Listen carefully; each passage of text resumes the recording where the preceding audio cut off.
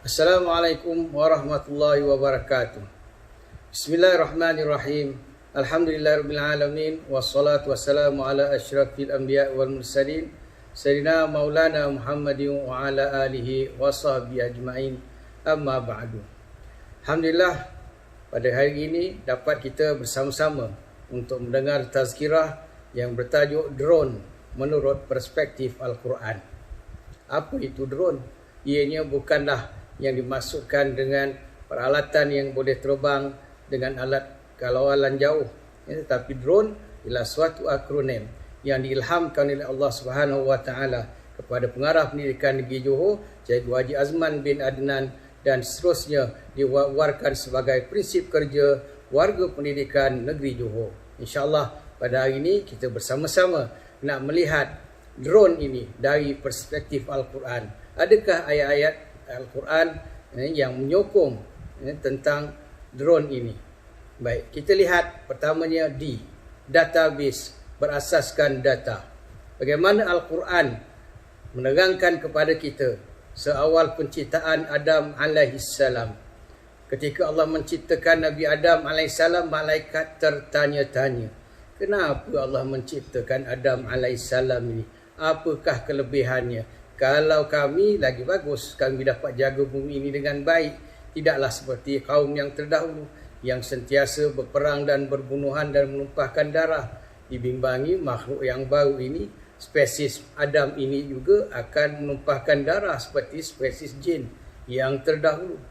Kerana itu disebutkan di dalam firman Allah Ta'ala, وَعَلَّمَ آدَمَ الْأَسْمَاءَ كُلَّهَا ثم عرضهم على الملائكة فقال أنبئوني بأسماء هؤلاء إن كنتم صادقين. Allah telah mengajarkan Adam asma, nama-nama. Adam ini diciptakan, diprogramkan dalam dirinya maklumat-maklumat berkaitan dengan bumi. Telah diberikan pengetahuan tentang nama-nama segala benda, segala perkara, segala tumbuh-tumbuhan, segala haiwan yang ada di bumi ini. Semuanya dapat dimanipulasi, dapat dimanfaatkan, dapat digunakan untuk menghasilkan inovasi. Kerana apa yang ada di bumi ini semuanya telah diajarkan oleh Allah kepada Adam. Sedangkan malaikat yang tidak mempunyai nafsu, sedikit pun tidak mengambil manfaat daripada apa yang ada di bumi ini. Jadi Adam secara genetiknya masuk kita spesies Adam ini yang telah dibekalkan dengan asma, nama-nama. Dia tahu nama, maknanya kita tahu fungsi sesuatu. Kita beri nama pada sesuatu perkara, suatu benda, biasanya dia mengambil kira tentang fungsi dan peranan benda atau perkara tersebut. Jadi ini menunjukkan data itu telah pun dimasukkan dalam diri Adam alaihissalam supaya dia bersedia menjadi khalifah yang akan memakmurkan, mengurus bumi ini dengan sebaik-baiknya. Kalau kita lihat pula dalam kisah perang Badar, Rasulullah sallallahu alaihi wasallam ketika itu bersama para muslimin berjumlah lebih kurang 313 orang nak mengepung kabilah yang dibawa oleh Abu Sufyan sebagai membalas rampasan hasil harta orang-orang mukmin di Mekah. Orang mukmin merampas satu orang mukmin di Mekah, maka ketika itu nak membalasnya, Abu Sufyan membawa dagangan orang Quraisy. Ketika itu orang-orang Islam yang berada di Madinah ingin merampas barang dagangan tersebut, dan diketahui oleh orang-orang Quraisy Mekah, segera mereka menghantar bala tentera. Berapa ramai agaknya tentera Mekah ketika itu? Macam mana tentera muslimin nak tahu? Ketika itu pengintip tentera muslimin dapat menangkap seorang budak penjaga unta tentera musyrikin. Ditanya satu hari sembelih berapa ekor unta? 10 ekor unta. Dari itu dapat dipahami tentera musyrikin Mekah berjumlah lebih kurang 1000 orang. Kerana ketika itu di kalangan orang Arab, kalau 100 orang tu makan 1 ekor unta. Kalau 10 ekor unta bermakna 1000 orang lebih kurang tentera musyrikin pada ketika itu. Ini data dibaca dan difahami, dapat menghasilkan suatu ilmu, satu pengetahuan satu kepahaman yang baru, dan seterusnya tentera muslimin mengambil tindakan yang sesuai. Baik, seterusnya lagi kita lihat dalam perkara faraid.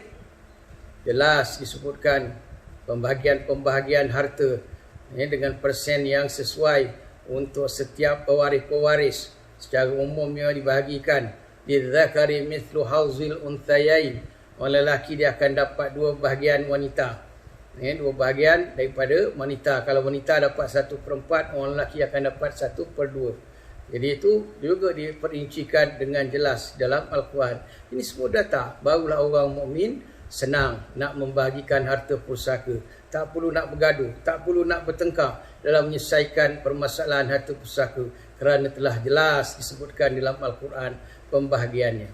Yang kedua, resilient, berdaya tahan. Kita nak berdaya tahan ni mesti fleksibel dan istiqamah.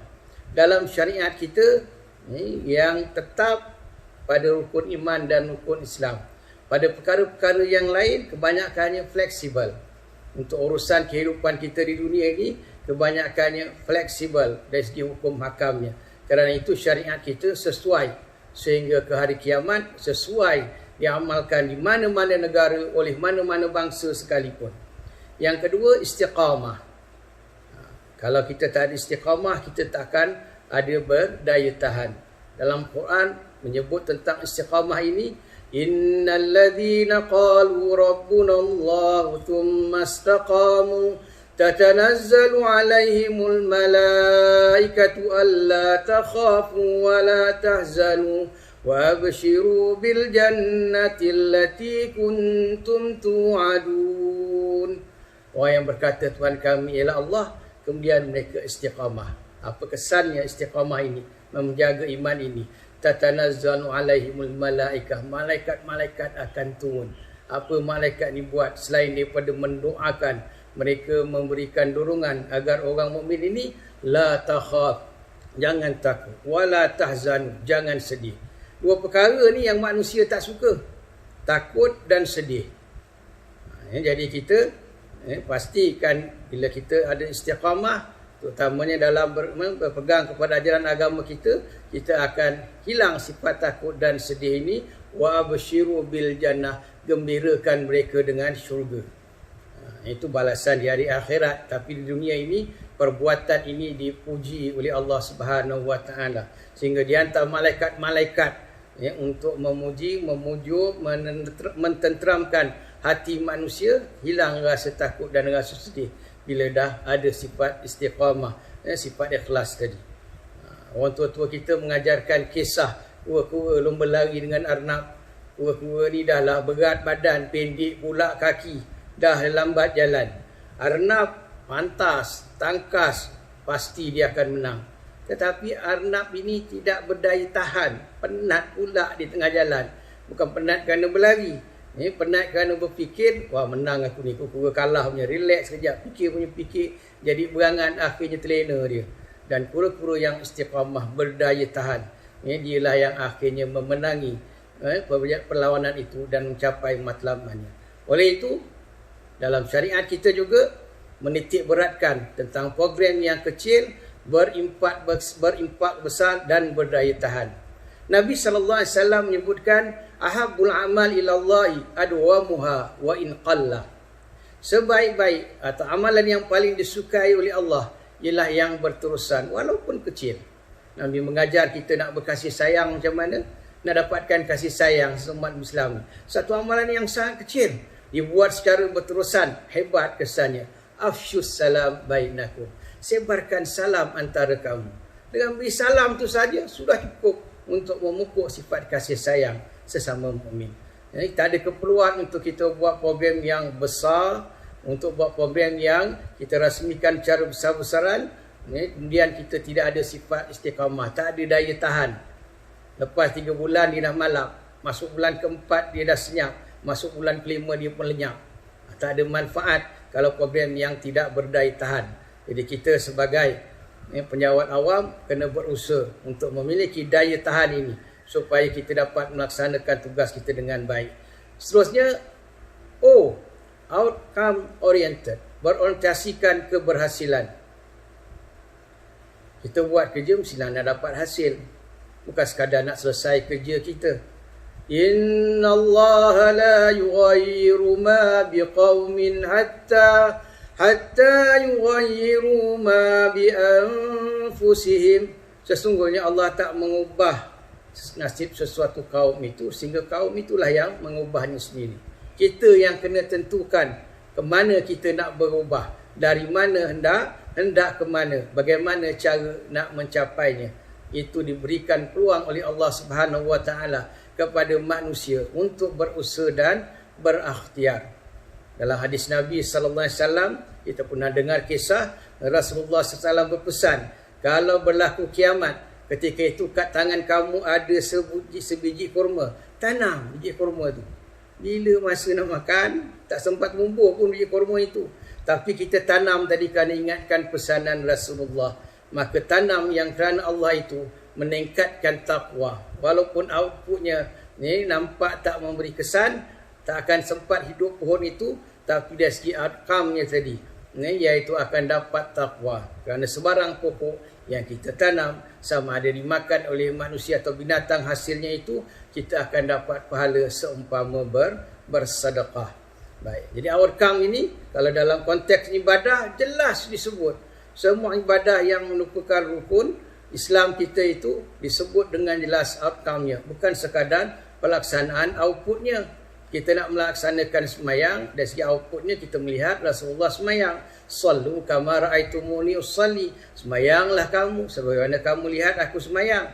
Tetapi dari segi hasil, impact, dari segi outcome semayang tadi, dalam Quran jelas menyebutkan, Inna salata tanha anil fahsya'i wal munkar wala dzikrullahi akbar wallahu ya'lamu ma tasna'un. Sesungguhnya semayang itu, apa outcome dia? Mencegah daripada perbuatan keji dan munkar. Orang semayang dijamin baik oleh Allah Ta'ala. Dah semayang pun jahat juga, keluar masjid curi selipar lagi.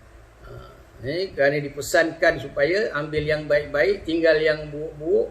Maka dia dengar khutbah tadi, dia salah faham, dia tinggalkan selipar buruk dia. Dia ambil selipar yang baik-baik. Jadi kalau semayang tapi masih lagi buat benda mungkar, maknanya dia sekadar melaksanakan, memperoleh output semayang. Dia tak dapat outcome semayang. Yang sebenarnya semayang tadi, kalau dijaga dengan betul zahir dan batinnya, dijaga amalan-amalan yang wajib, yang sunat serta khusyuknya, pasti akan menjadikan seseorang itu orang baik yang tidak memiliki sifat keji dan juga sifat mungkar tadi. Wala dzikrullahi akbar, dia akan mengingatkan dalam dirinya Allah lah yang paling besar, dan dia akan sentiasa ingat wallahu ya'lamu ma tasnaun. Allah lah mengetahui apa yang dia lakukan. Jadi dibawa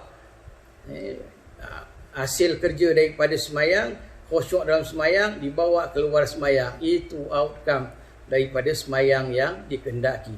Manakala puasa pula, Ya ayyuhalladzina amanu kutiba alaikumus siyam kama kutiba alal ladzina min qablikum la'allakum tattaqun. Mudah-mudahan kamu bertakwa. Ujung tu. Dalam Quran ni awal-awal biasanya pembayangnya, ujung itu yang membawa kepada tauhidnya. Iaitu la'allakum tattaqun. Kalau dalam konteks puasa, nak dapat takwa, bukan sekadar nak dapat berjaya 30 hari Ramadan lepas tu sambut raya, tetapi nak dapatkan ketakwaan. Kalau nak dapatkan puasa yang hebat selain daripada puasa Ramadan, kita tambah lagi 6 hari di bulan Syawal. Macam sepanjang tahun kita berpuasa. Padahal tak puasa, hari lain dah tak puasa tu. Hanya berpuasa 30 atau 29 campur 6 hari. 36 atau 35 hari dah boleh diumpamakan puasa sepanjang tahun ganjarannya tadi. Takwa daripada bulan Ramadan itu, tambah 6 hari bulan Syawal, akan terbawa-bawa insya-Allah sepanjang tahun. Baik, itu dari segi puasa. Jadi puasa melatih kita sabar, amanah, pemurah, tekun beribadah dan lain-lain. Dari segi outcome zakat, khudh min amwalihim sadaqatan tutahhiruhum wa tuzakkihim biha. Ambil daripada harta mereka sebagai sedekah yang wajib, iaitu zakat. Apa dia punya outcome dia? Dah bayar dah zakat harta kita ni. Daripada setiap RM1,000, RM25 kena keluarkan zakat kita. 2,5% daripada harta kita perlu nak dizakatkan. Apa tujuan ni? Apa outcome ni? Apa hasilnya kalau kita berzakat ni? Tutahhiruhum, membersihkan, wa tuzakihim, menyucikan. Hati kita akan jadi bersih dan suci. InsyaAllah lepas ni kita jadi suka buat baik dah, kalau kita menjaga zakat yang fardu dan sedekah yang sunat tadi. Kemudian dari segi haji, apa outcome haji? Faman farada fihinna al-hajja fala rafatha wala fusuqa wala jidala fil hajj. Siapa yang difardukan ke atasnya haji, la rafath, jangan buat benda-benda yang lucah, yang merangsang syahwat, dan juga benda yang fasik. Secara mudah, fasik ini melakukan dosa besar ataupun mengekalkan dosa kecil. Jadi fasik kita. Wala jidal, jangan bertengkar, jangan nak bergaduh, sibuk nak berbahas, nak berdebat. Selesaikan dengan musyawarah dan harmoni. Dalam haji, nak dibawa bekalan dalam haji ni, bawa keluar sepanjang hayat selepas itu. Wa tazawwadu, sambungan ayat tadi. Bawa bekal banyak-banyak, pergi ke Mekah nak bawa bekal banyak-banyak. Balik Mekah pun bawa pula bekal daripada sana. Apa bekalnya? Fa inna khairaz zadi taqwa. Sebaik-baik bekalan ialah ketakwaan. Ketakwaan juga outcome daripada pelaksanaan ibadah haji. Dan seterusnya navigation atau navigasi dan hala tuju. Kalau kita lihat Rasulullah sallallahu alaihi wasallam ketika nak berhijrah, dia dah tentukan hala tujunya. Dia akan ke Madinah ini. Tapi Nabi tidak mahir perjalanan daripada Mekah ke Madinah. Maka beliau berpesan kepada Abdullah bin Uraikid, seorang yang bukan mukmin, 3 hari selepas kamu tahu aku keluar daripada Mekah ini, kamu jemput aku dekat Gua Thur sana.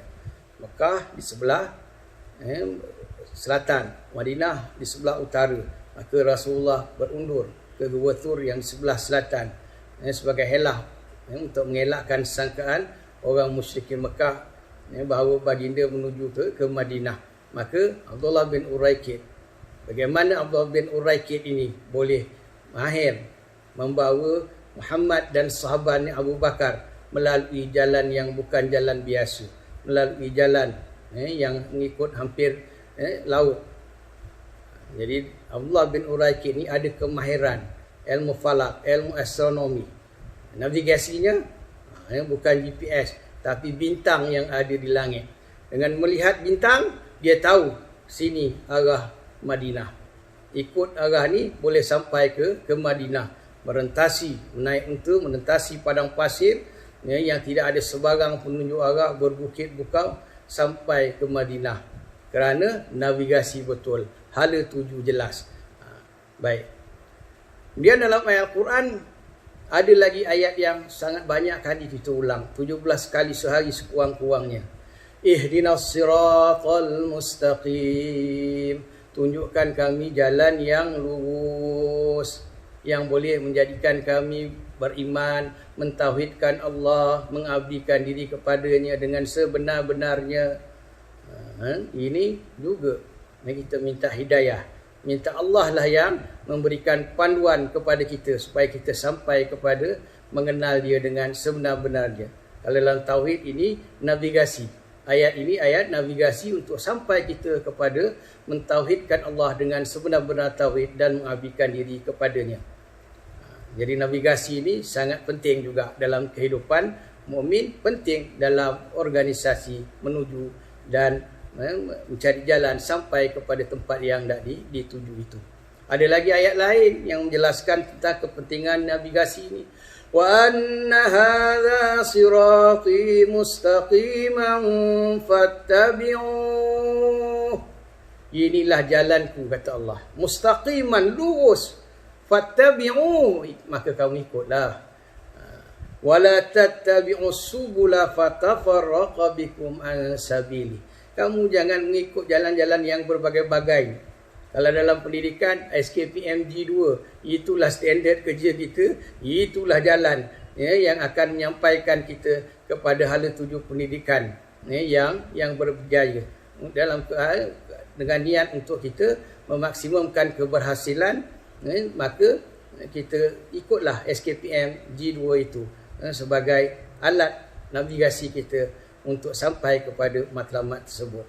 E, efisiensi, kecekapan. Kecekapan ini dia diterjemahkan sebagai kita bersikap profesional, kita ada kemahiran, kita ada kompetensi, kita memiliki kompetensi untuk mencapai objektif organisasi secara optimal. Itu profesional. Memiliki kompetensi untuk mencapai objektif organisasi secara optimal. Sebagai warga pendidik, kita mesti melengkapkan diri kita dengan kecekapan, kemahiran. Belum habis lagi belajar Frogget ini. Dah tiba pula Google Classroom. Akan datang dah apa lagi pula keluar. Belajarlah, istiqamahlah, sedikit demi sedikit. InsyaAllah kita akan berhasil. Kalau tak tahu juga, cari orang lain yang boleh bantu kita, yang boleh ajar kita, atau sekurang-kurangnya yang boleh membuatkan bagi pihak kita. Kalau guru-guru muda, tak ada alasan. Ianya bukan satu pilihan untuk melengkapkan diri dengan kemahiran-kemahiran teknologi semasa khususnya, kerana itu media yang digunakan pada hari ini untuk melancarkan pembelajaran dan pengajaran. Guru-guru muda mesti berusaha menjadi cekap. Guru-guru tua kena jadi cekap juga. Kena berusaha, ikutlah kemampuan masing-masing. Yang penting kita berusaha. Kalau tak dapat sampai kita pada tahap kecekapan, minta tolong orang lain bantu kita supaya jangan sampai kita ketinggalan. Penting ke kecekapan ini? Ada dalam Quran ayat yang menunjukkan tentang kecekapan ini. Qala ja'alni ala khazainil ardi inni hafizun alim. Ayat ni cerita tentang Nabi Allah Yusuf alaihissalam. Selepas dia keluar daripada penjara kerana berjaya menafsirkan mimpi raja ketika itu, maka dia minta dengan Firaun raja ketika itu. Sedangkan Nabi Musa ini daripada Bani Israel, Firaun tu daripada bangsa Kipti, bangsa asal Mesir. Jadi lain bangsa. Tiba-tiba Nabi Yusuf ni keluar penjara nak minta jadi Menteri Kewangan yang jaga perbendaraan negara Mesir. Apa kekuatan dia, apa kemahiran yang dia ada, sehingga Firaun terima dia tadi. Inni hafizun alim. Aku ni hafiz, sangat memelihara. Kalau nak berjimat cermat, boleh berjimat cermat. Sebab ini cerita tentang kegawatan ekonomi negara. Firaun bermimpi 7 ekor lembu gemuk dimakan oleh 7 ekor lembu kurus. Ada 7 batang gandum yang hijau dan subur. Sebelahnya ada pula 7 batang gandum yang layu dan kering. Ni apa tafsir ni? Ini kata Nabi Allah Yusuf AS. Dari segi ekonominya 7 tahun makmur, hasil banyak. Jangan habiskan, simpan. Kerana 7 tahun lagi akan berlaku kesukaran. Begitu Al-Quran mengajar kita. Memang roda ekonomi ini akan sentiasa berpusing dan berkitar. 7 tu dalam bahasa Arab bukan menunjukkan angka yang tepat. Dia boleh membawa maksud banyak. 7, 10, 12 tahun ekonomi akan subur. Lepas tu ekonomi akan turun. Ekonomi akan naik, akan turun. Itu lumrahnya. Jadi perlu nak diurus dengan baik. Siapa yang boleh urus dengan baik? Yusuf kata, aku boleh. Bagi aku jaga. Itu maksud hafiz, kata Nabi Allah Yusuf AS. Alim, sangat mengetahui. Untuk jaga ekonomi, satu hafiz. Mesti nak jaga betul-betul ni. Segala hasil mahsul negara, keluaran dalam negara. Dari segi ekonomi tadi mesti tahu makro dan mikronya. Alim dia pun bijaksana orangnya. Maka dia dapat mengurus ekonomi dengan baik. Maksudnya, 2 ciri ini sahaja yang paling utama. Ada lagi ciri lain yang perlu untuk seorang itu menjadi profesional, memiliki kompetensi untuk mencapai matlamat organisasinya.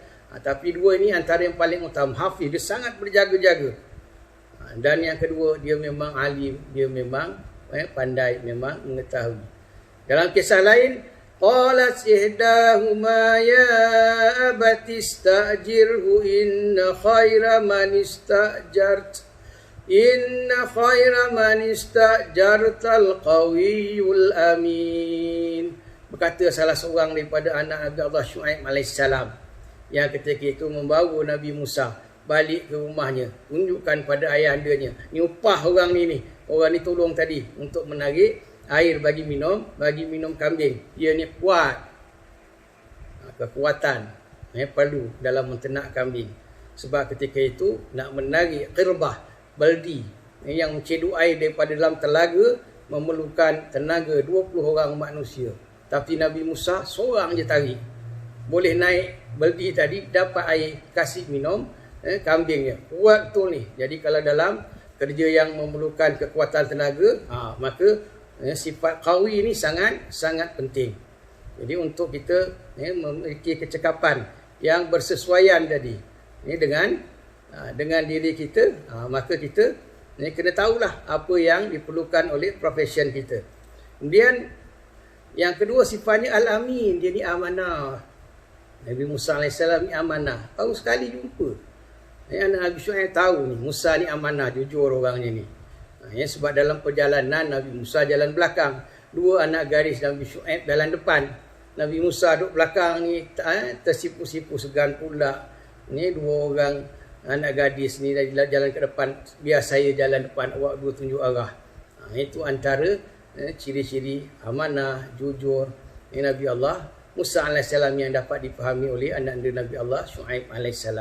Kesimpulan daripada huraian terhadap drone, yang setiap elemen daripada drone tadi, D-R-O-N-E, semuanya ada ayat-ayat Al-Quran yang boleh kita ambil untuk mengulas, untuk menyokong prinsip kerja pengarah serta warga pendidikan negeri Johor ini.